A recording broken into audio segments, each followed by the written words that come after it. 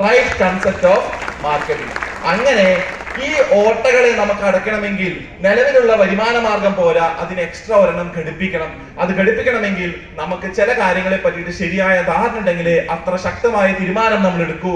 ഇന്ന് നോക്കൂ, നമ്മുടെ കയ്യിൽ ഉണ്ടാവുന്ന ചെലവുകൾ ഇത്രത്തോളം ഉണ്ട്, നമുക്ക് കിട്ടുന്ന വരവുകൾ ഈ തുള്ളി പോലെയാണ്. ഇത്തി ആയിട്ടാണ് നമുക്ക് എന്ത് വരുന്നത്, സേവ് ചെയ്യാൻ പറ്റുന്നത്. നമ്മുടെ അക്കൗണ്ടിലേക്ക് എന്തെങ്കിലും ഒന്ന് സൂക്ഷിക്കാൻ സാധിക്കുന്നുള്ളൂ. കാരണം എന്താ, ഇന്ന് ഏറ്റവും കൂടുതൽ കുട്ടികൾ നേരിടുന്ന പ്രശ്നമാണ് തൊഴിലില്ലായ്മ. 31.8% ഇന്നത്തെ യുവാക്കൾക്ക് എന്തില്ല, ജോലിയില്ല. ഏത് യുവാക്കള്? കേരളത്തിൽ ഇപ്പോൾ നിലനിൽക്കുന്ന യുവാക്കള്. സുരാജ് സാറേ, വിദേശത്ത് പോയ യുവാക്കളല്ല. കാരണം എന്താ, ഇന്ന് ഏറ്റവും കൂടുതൽ പ്രായമുള്ള വ്യക്തികളുള്ള സംസ്ഥാനം കേരളമാണ്. ബഹുഭൂരിപക്ഷം ചെറുപ്പക്കാരും ഇന്ന് വിദേശത്താണ്. അപ്പൊ നിലവിലുള്ള ചെറുപ്പക്കാരുള്ളതിന് പോലും ഇന്ന് 31.8% തൊഴിലില്ലായ്മയെങ്കിൽ, ആ വിദേശത്ത് പോയ ചെറുപ്പക്കാർ ഇന്ന് നാട്ടിലുണ്ടായിരുന്നെങ്കിൽ തൊഴിലില്ലായ്മയുടെ പെർസെന്റേജ് കൂടിയേനെ. ഈ സത്യം നമ്മൾ മനസ്സിലാക്കണം. രണ്ടാമത്, ഇനി തൊഴിലുണ്ട് തന്നെ വിചാരിക്കാം, ഇന്ന് നമ്മളൊരു പൂ പറിക്കുന്ന ലാഘവത്തോടു കൂടി ആ കമ്പനി ഇന്ന് പറിച്ചു നടാൻ യാതൊരു ബുദ്ധിമുട്ടുമില്ല. കാരണം അവര് പറയുന്നത്, ഒരാളുടെ പണി ഇന്ന് ഒരു കമ്പ്യൂട്ടറിന് 30 സെക്കൻഡ് കൊണ്ട് ചെയ്യാൻ പറ്റുമെങ്കിൽ എന്തിനാണ് ഞാൻ നിങ്ങൾക്ക് ഇവിടെ ജോലി തരേണ്ടത്? 10 പേരുടെ പണി ആ കമ്പ്യൂട്ടർ ഒരു ദിവസം കൊണ്ട് എടുക്കുമെങ്കിൽ എന്തിനാണ് ഞാൻ നിങ്ങൾക്ക് ജോലി തരേണ്ടതെന്നാണ് അവർ ചോദിക്കുന്നത്. അതുകൊണ്ട് തന്നെ ഇന്ന് വിപ്രോ, ഇൻഫോസിസ്, മൈക്രോസോഫ്റ്റ് പോലത്തെ സ്ഥാപനങ്ങൾ 9,000 തൊട്ട് 25,000 പേരെയാണ് പ്രതിമാസം പിരിച്ചുവിടുന്നത്. ഇന്ന് രാവിലെ ഒരു വാർത്ത വന്നു, TCS എന്ന IT കമ്പനിയിൽ നിന്ന് 10,000-ലധികം ആൾക്കാരെ പറഞ്ഞു വിടുകയാണ്. കാരണം എന്താ, ഇന്ന് ഇതൊന്നും അവർ ചെയ്യേണ്ട ആവശ്യമില്ല. ആര് ചെയ്യും? AI എന്ന് പറഞ്ഞ ടെക്നോളജി ചെയ്യും. ശരിയല്ലേ അശ്വിൻ? യെസ്, AI ഇന്ന് നമ്മുടെ ഫോണുകളിൽ ചാറ്റ് GPT, അതുപോലെ തന്നെ ജെമിനി എന്ന് പറഞ്ഞിട്ടുണ്ട്. എന്ത് ചോദിച്ചാലും അത് നമുക്ക് പറഞ്ഞു തരും. പണ്ട് ഞാൻ വിപ്രോയിൽ വർക്ക് ചെയ്യുമ്പോൾ തൊട്ട് ഓപ്പോസിറ്റ് ടെലികോളിംഗ് പരിപാടി ഉണ്ടായിരുന്നു. അതായത് നമ്മളൊരു ടിവിയോ ഫ്രിഡ്ജോ മിക്സിയോ കാര്യങ്ങളൊക്കെ മേടിച്ചു കഴിഞ്ഞാൽ നമ്മൾ എന്തെങ്കിലും കംപ്ലൈന്റ് പറയാൻ വേണ്ടി വിളിച്ചു കഴിഞ്ഞാൽ അവരെടുത്ത് കംപ്ലൈന്റ് എന്താണെന്നൊക്കെ ചോദിക്കും. പക്ഷെ ഇന്ന് ആ കംപ്ലൈന്റ് എടുക്കുന്നത് കമ്പ്യൂട്ടറാണ്. അവര് പറയും, 1 അമർത്തി കഴിഞ്ഞാൽ ഇന്ന ആളെ ബന്ധപ്പെടാം, 2 അമർത്തി കഴിഞ്ഞാൽ മൊബൈൽ റീചാർജിന് ബന്ധപ്പെടാം എന്ന് ആര് പറയുന്നു? കമ്പ്യൂട്ടർ പറഞ്ഞു. അത്ര അധികം ആൾക്കാരുടെ ജോലി പോയിക്കൊണ്ടിരിക്കുകയാണ്. ഇന്ന് ചരക്കിറക്കുന്ന ആൾക്കാരുടെ അളവ് കുറഞ്ഞുകൊണ്ടിരിക്കുക. കാരണം അതിനും എന്തുണ്ട്, ഇന്ന് മെഷീൻ ഉണ്ട്. ഇന്ന് പഞ്ചർ അടിക്കാൻ സാധാരണ ഒരാൾ വേണ്ട, ഒരു മെഷീൻ ഉണ്ട്. അതിലേക്ക് കൊണ്ടുവച്ചാൽ തന്നെ പഞ്ചർ ഒടിച്ചിട്ട് പുറത്തേക്ക് തരും. നിങ്ങൾ ആലോചിച്ച് നോക്കൂ, ഓരോ കൊല്ലം കഴിയുമ്പോഴും അവസരങ്ങൾ കുറഞ്ഞു വരുന്ന ഈ ഒരു കാലഘട്ടത്തിൽ കമ്പനികൾ ഇന്ന് കൂടുതൽ ആൾക്കാർ എടുക്കണമെന്ന് പറയുന്നത് പ്രായോഗികമായ ഒരു കാര്യമല്ല. അവർക്ക് ലാഭമുള്ളതേ അവർ ചെയ്യൂ. അതിന് എത്ര പേരെ പിരിച്ചുവിടേണ്ടി വന്നാലും അവര് പിരിച്ചുവിടും. അപ്പൊ രണ്ടാമത്തെ ഏറ്റവും വലിയ പ്രശ്നം എന്ന് വെച്ചാൽ ഇന്നുള്ള ജോലിക്ക് ഒരു സെക്യൂരിറ്റിയും ഇല്ല. മൂന്നാമത്തെ കാര്യം, ഇനി ജോലി ഉണ്ടെന്ന് തന്നെ വിചാരിക്കാം. മനോരമ ഓൺലൈനിൽ വന്നൊരു വാർത്തയാണ്, ജീവിത നിലവാരം ഉയരുന്നില്ല. ഇന്ത്യയിൽ ജോലി ചെയ്യുന്നവരിൽ 86% പേരും സഹിച്ചും കഷ്ടപ്പെട്ടും കഴിയുന്നവരെന്ന് പഠനം. ഞാൻ പറയുന്നതല്ല, റിസർച്ചും പഠനവും പറയുന്ന കാര്യമാണ്. EY എന്നൊരു സ്ഥാപനത്തിൽ 2024 4 മാസം മാത്രം വർക്ക് ചെയ്ത ഒരു ചെറുപ്പക്കാരിയെതിരെ 4 മാസം, ആ 4 മാസത്തിൽ ഇത്രയും വർക്ക് പ്രഷർ വന്നു എന്ന് വെച്ച് കഴിഞ്ഞാൽ ആ ഡെസ്കിൽ വെച്ച് തന്നെ ഇവര് മരണപ്പെട്ടു. എന്ത് വന്നിട്ട്? ഹൃദയാഘാതം വന്നിട്ട് ജോലിയുടെ പ്രഷർ താങ്ങാൻ വയ്യാതെ മരണപ്പെട്ടു. പിന്നീട് അത് വലിയൊരു കേസായിട്ട് മാറി. ഈ 2025 ഫെബ്രുവരി ആയപ്പോൾ EY എന്ന കമ്പനി ഒരു പുതിയ ഡിപ്പാർട്ട്മെന്റ് തുടങ്ങി. അതിന്റെ പേരാണ് വെൽബീങ്.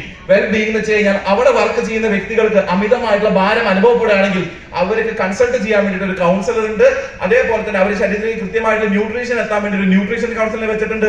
അവർക്കുള്ള ഡിപ്രഷനെ സഹായിക്കാൻ വേണ്ടിയിട്ട് വേറെ കൗൺസിലിംഗ് ഡിപ്പാർട്ട്മെന്റ് സെപ്പറേറ്റ് ആയിട്ടുണ്ട്. അവരുടെ ജോലിനെ ഡിവൈഡ് ചെയ്ത് കൊടുക്കാൻ വേണ്ടിയിട്ട് ഒരു ഡിപ്പാർട്ട്മെന്റ് അനലൈസ് ചെയ്തിട്ടുണ്ട്. എന്താ, വെൽബീങ് എന്ന് പറഞ്ഞൊരു ഡിപ്പാർട്ട്മെന്റ് ഇന്നത്തെ കാലത്ത് വന്നു. എന്തുകൊണ്ട്? വർക്ക് പ്രഷർ കാരണം. അപ്പൊ ജോലി ചെയ്യുമ്പോൾ വർക്ക് പ്രഷർ ഉണ്ടാവുമെന്ന് പല ആൾക്കാരും പറയും. പക്ഷേ ഇന്നത്തെ കാലത്ത് ആ വർക്ക് പ്രഷർ എന്ന് വെച്ചാൽ മനുഷ്യനെ കൊല്ലുന്ന വർക്ക് പ്രഷർ ആയിട്ട് മാറി. നാലാമത് നമ്മൾ നേരിടുന്ന ഏറ്റവും വലിയ പ്രശ്നമാണ് ജീവിത നിലവാരം ഉയരുന്നില്ല. പകരം എന്താണ്? ജീവിത ചെലവ് ഉയർന്നുകൊണ്ടിരിക്കുകയാണ്. 1920 ഒരു കുടുംബത്തിന് ജീവിക്കാൻ 1 രൂപ മതിയായിരുന്നു. 40 ആയപ്പോൾ അത് 10 ആയി, 60 ആയപ്പോൾ 100 ആയി, 80 ആയപ്പോൾ 1000 ആയി, 2000 ആയപ്പോൾ 10,000 ആയി, 2020 ആയപ്പോൾ 1 ലക്ഷം ആയെങ്കിൽ ഇന്ന് 2025 ആവുമ്പോൾ മിനിമം ഒരു കുടുംബത്തിന് ജീവിക്കാൻ എത്ര വേണം? എത്ര വേണ്ടി വരും സജി സാറേ?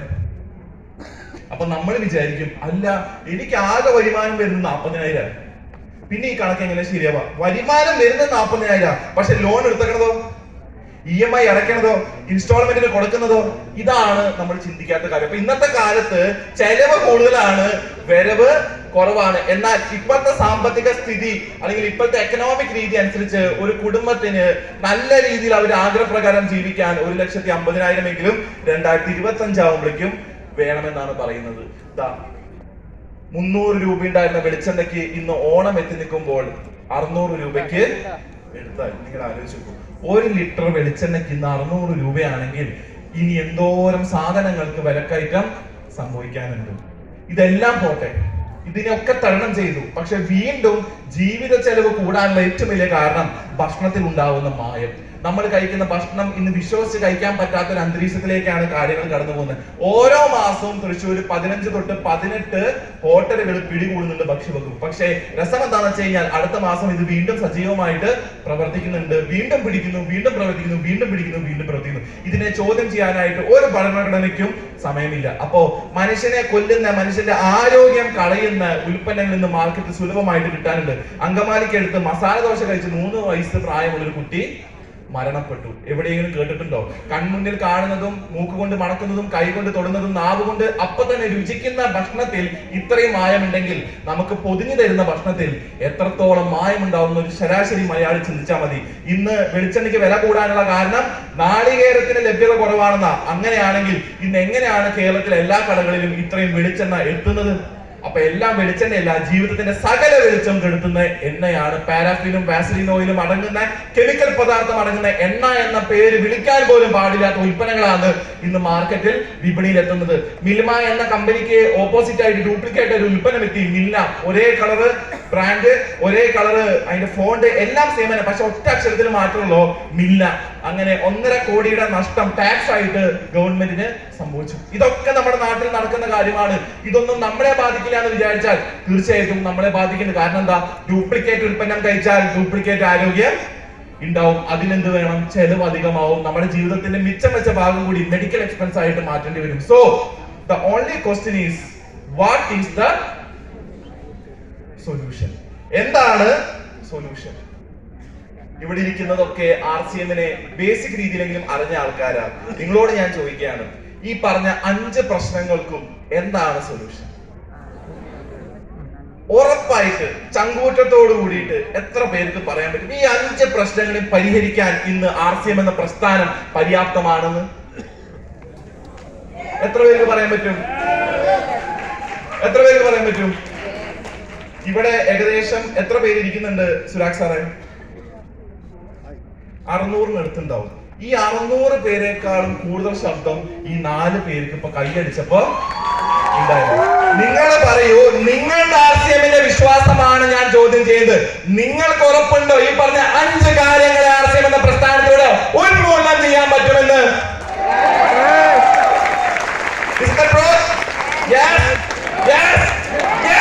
അങ്ങനെയാണെങ്കിൽ ഇങ്ങനെ ചങ്കൂറ്റത്തോടെ നമ്മുടെ മുന്നിൽ വരുന്ന ആൾക്കാരോട് പറയാൻ പറ്റിക്കഴിഞ്ഞാൽ നിങ്ങളുടെ കൂടെ ആൾക്കാർ വരും. അത് നമുക്ക് വേണ്ടിയിട്ടല്ല, അവരുടെ ജീവിതത്തിൽ ഒരു മാറ്റം ഉണ്ടാവുമ്പോൾ നാളെ അവർ സ്റ്റേജിൽ കയറി സംസാരിക്കുമ്പോൾ അവർ പറയും, ഇങ്ങനെ ഒരു വ്യക്തി ഉള്ളതുകൊണ്ടാണ് എന്റെ ജീവിതം മാറ്റിമറിച്ചത്. ഞാൻ പറയുന്നു, RCM എന്ന പ്രസ്ഥാനത്തിൽ കഴിഞ്ഞ 5.5 കൊല്ലത്തിൽ പ്രവർത്തിച്ച എന്റെ എല്ലാ പ്രവർത്തനങ്ങളും വിലയിരുത്തിയപ്പോൾ എനിക്കൊരു കാര്യം മനസ്സിലായി. തുടക്കത്തിൽ RCM വന്നപ്പോൾ സജീവ് സാറെ ഞാൻ വിചാരിച്ചു കുറച്ച് കാശ് ഉണ്ടാക്കി സുന്ദരമായിട്ട് ജീവിക്കാന്ന. കാശ് വന്നുകൊണ്ടിരുന്നപ്പോൾ കാശിനോടുള്ള വില പോയി കിട്ടി. ആരോഗ്യം നിലനിന്നപ്പോൾ ആരോഗ്യത്തിനോട് വലിയ മതിപ്പില്ലാതെയായി. കുറച്ച് കഴിഞ്ഞപ്പോൾ അംഗീകാരങ്ങൾ കിട്ടി തുടങ്ങി. അംഗീകാരത്തിനോടും പിന്നെ വലിയ താല്പര്യം. എവിടെ ചെന്നാലും മാലിന്യം പൊക്കി കിട്ടുന്നത് നമുക്കിപ്പോ അറിയാം. ശരിയല്ല സാറേ? എവിടെ ചെന്നാലും സ്വീകരണങ്ങളും കാര്യങ്ങളൊക്കെ കിട്ടും. അതിനും വലിയ താല്പര്യമില്ലാതെ പിന്നെ ഒരുപാട് പേരെ പരിചയപ്പെടാം. ഇന്നൊരു ദിവസം മിനിമം 50-ലധികം ആൾക്കാരെ പരിചയപ്പെടുന്നുണ്ട്. പരിചയപ്പെട്ട് ക്ഷീണിച്ചു. അപ്പൊ അതിനും എനിക്ക് ആനന്ദം കണ്ടെത്താൻ സാധിക്കില്ല. പിന്നെ ഞാൻ ആലോചിച്ചു, എന്തിനാണ് RCM ബിസിനസ് ചെയ്യുന്നത് ചോദിച്ചപ്പോൾ ഒരു ദിവസം ഒരു ക്ലാസ് കഴിഞ്ഞ് ഒരു വ്യക്തി കമന്റ് വന്നിട്ട് പറഞ്ഞു, എന്റെ കുട്ടികൾ എന്നെ വിശ്വസിച്ചിട്ടാണ് ജീവിക്കുന്നത്. എന്റെ കുട്ടികൾക്ക് വേണ്ടിയിട്ട് എനിക്ക് ഇന്നും ഒന്നും മാറ്റിവെക്കാൻ സാധിച്ചിട്ടില്ല. ഒരു പക്ഷേ ഈ കണ്ട കാലത്തിനിടയിൽ വെച്ച് ഞാൻ കൈ നീട്ടിയിട്ടാവും ജീവിച്ചിട്ടുണ്ടാവുക. പക്ഷേ നാളെ എന്റെ കുട്ടികൾ RCM എന്ന പ്രസ്ഥാനത്തോടെ വളർന്നു വരുമ്പോൾ അവര് നാളെ കൈ നീട്ടാൻ പോകുന്നത് ATM കൗണ്ടറുകളുടെ മുന്നിലായിരിക്കും എന്നുള്ളത് ഈ ഒറ്റൊരു കമന്റ് എന്റെ ഉള്ളിൽ ഒരു തിരിച്ചറിവുണ്ടാക്കി. നമ്മൾ ഈ ബിസിനസ് ചെയ്യേണ്ടത് നമുക്ക് വേണ്ടിയിട്ടല്ല, നമ്മളെ പ്രതീക്ഷിച്ച് ഈ സിസ്റ്റത്തിലേക്ക് വരുന്ന അനേകം ആൾക്കാരുണ്ട്. അവരുടെ ജീവിതത്തിലേക്ക് ഒരു വെളിച്ചമാവാൻ സാധിച്ചു കഴിഞ്ഞാൽ നാളെ നമ്മൾ എന്ന വ്യക്തി ഭൂമുഖത്തില്ലെങ്കിൽ പോലും അവരവരുടെ തലമുറകളോളം പറയും, ഇന്ന വ്യക്തി എന്നോട് RCM പറഞ്ഞുകൊണ്ടാണ് ഞാൻ എന്ന വ്യക്തി ഈ ഭൂമിയിൽ നിൽക്കുന്നത്. അദ്ദേഹത്തിനോട് ഞാൻ എന്നും കടപ്പെട്ടിരിക്കുന്നത്. ആ സമയത്ത് കണ്ണുന്ന ഒരു ചെറിയൊരു തുള്ളി വീഴും. ആ തുള്ളിയുടെ പേരാണ് സമാധാനം, സാഹോദര്യം, സ്നേഹം എന്നുള്ളത്. RCM നിങ്ങൾ ചെയ്യുകയാണെങ്കിൽ അതിനു വേണ്ടി ചെയ്യണം. അങ്ങനെ ചെയ്യാൻ മനസ്സുള്ള എത്ര പേരുണ്ട്? യെസ്, അതുകൊണ്ടാണ് നിങ്ങൾ ഓപ്പണർ ആൻഡ് അച്ചീവേഴ്സ് ആയിട്ട് ഇവിടെ ഇരിക്കുന്നത്. അപ്പോ ഈ ഒരു കാര്യം നമ്മൾ ഉൾക്കൊള്ളുക, മനസ്സിലാക്കുക, ജനങ്ങളിലേക്ക് എത്ര വേഗം എത്തിക്കാൻ പറ്റുന്നോ അത്രയും വേഗം എത്തിക്കുക എന്ന് പറഞ്ഞുകൊണ്ട് ഇനി ഞാൻ ഈ വേദിയിലേക്ക് സ്വാഗതം ചെയ്യാൻ പോകുന്ന വ്യക്തി മറ്റാരുമല്ല, ഏതൊരു വലിയ പ്രോഗ്രാം നടക്കുകയാണെങ്കിലും അതിന്റെ വിജയത്തിന് ഏറ്റവും കൂടുതൽ കാരണക്കാരനായിട്ടൊരു വ്യക്തി.